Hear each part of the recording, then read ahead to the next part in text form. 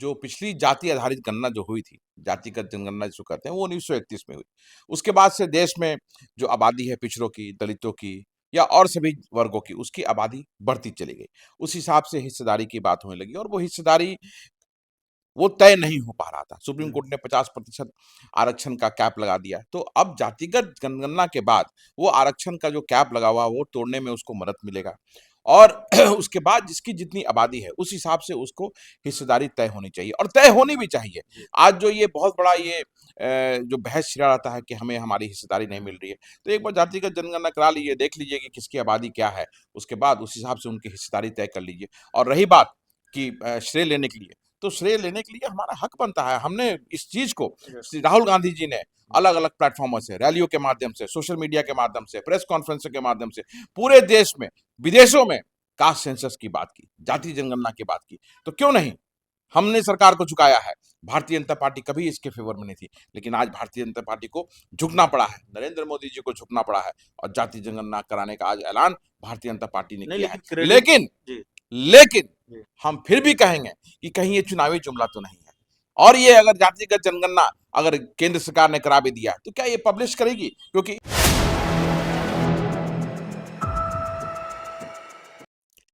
नमस्कार, आप देख रहे हैं 4 PM और मैं हूं अभिषेक मिश्रा। देखिए, आपकी स्क्रीन पर एक तस्वीर है जिसकी चर्चा हमने कुछ वीडियो में कल की। पटना के सदाकत आश्रम में ये पोस्टर लगा है, कांग्रेस दफ्तर में ये पोस्टर लगा है, बड़ी सी तस्वीर राहुल गांधी की और ये मैसेज दिया जा रहा है कि सिस्टम सरकार किसी की हो, सिस्टम गांधी का चलेगा, मतलब राहुल गांधी का चलेगा। कई दूसरे राजनीतिक सवाल हैं, उस पर भी बातचीत होगी। हमारे साथ कांग्रेस के फायर ब्रांड प्रवक्ता आदित्य पासवान जी हैं। आदित्य जी, किसको मैसेज देने की कोशिश हो रही है? सहयोगी दलों को, भारतीय जनता पार्टी को, किसको मैसेज दिया जा रहा है इस पोस्टर के जरिए कि भाई सिस्टम किसी का हो, सरकार किसी की हो, सिस्टम गांधी का चलेगा? ये वो कहावत है ना कि झुकता है आसमान, झुकाने वाला चाहिए। तो ये मैसेज देने की बात नहीं है। पूरा देश देख रहा है कि किसकी पहल पर जाति जनगणना आज भारतीय जनता पार्टी कर रही है। पिछले कई वर्षों में बहुत सारे लोगों ने जाति जनगणना की मांग उठाई। जो पिछली जाति आधारित गणना जो हुई थी, जातिगत जनगणना जिसको कहते हैं, वो 1931 में हुई। उसके बाद से देश में जो आबादी है पिछड़ों की, दलितों की या और सभी वर्गों की, उसकी आबादी बढ़ती चली गई।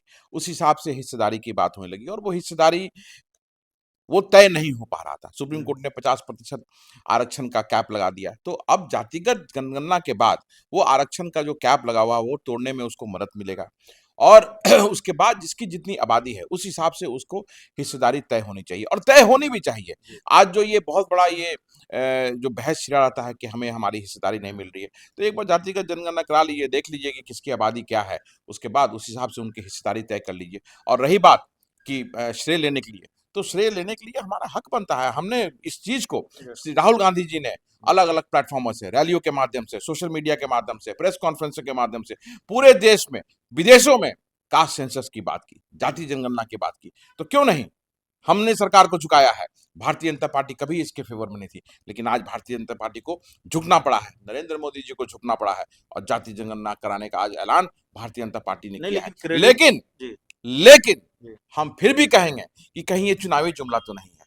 और ये अगर जातिगत जनगणना अगर केंद्र सरकार ने करा भी दिया, तो क्या ये पब्लिश करेगी? क्योंकि इसकी जो केंद्र सरकार की जो हमेशा जो इंटेंशन है, वो हमेशा प्रश्न चिन्ह के घेरे में रही है।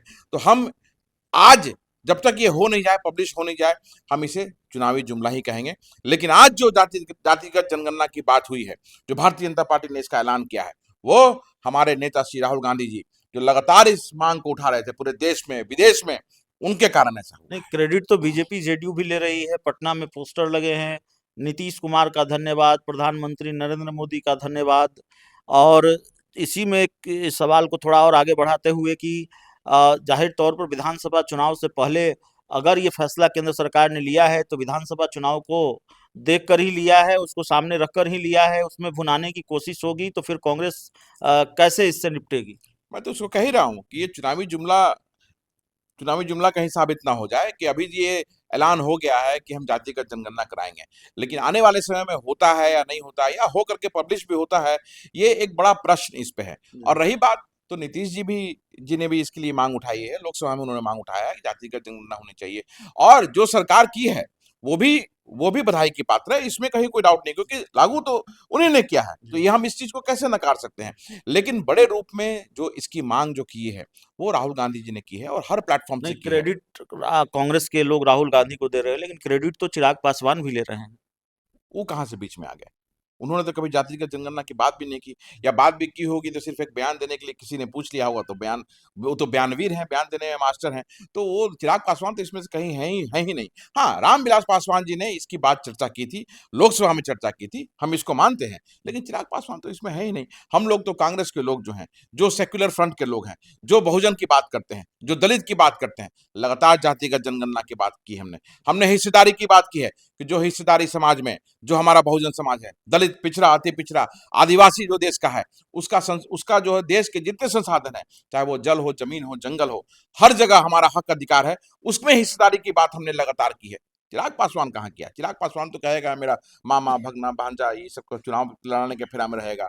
पूंजीपति को चुनाव लड़ाने के फेरा में रहेगा। तो उनकी बात मेरे ख्याल से उनकी बात करना ही बेकार है। चलिए, तो हमारे साथ आदित्य पासवान जी थे और कांग्रेस दफ्तर में एक पोस्टर जिसकी चर्चा बहुत है कि सिस्टम सरकार किसी की भी हो, सिस्टम राहुल गांधी का चलेगा। जाति आधारित जनगणना को लेकर एक पोस्टर लगाया गया है और उस पोस्टर पर कांग्रेस के नेताओं के बयान लगातार आ रहे हैं और क्यों ये पोस्टर लगाया गया है, कांग्रेस की तरफ से उसका जवाब भी दिया गया है। क्यों कांग्रेस का ये दावा है कि सरकार किसी की हो, सिस्टम गांधी का ही चलेगा। कांग्रेस का दावा है कि ये ऐसा इसलिए है क्योंकि राहुल गांधी के आगे केंद्र सरकार को झुकना पड़ा है, जाति जनगणना का फैसला लेना पड़ा है। लेकिन ये अंदेशा भी कांग्रेस जता रही है कि कहीं ये चुनावी जुमला न साबित हो। बहुत बहुत धन्यवाद।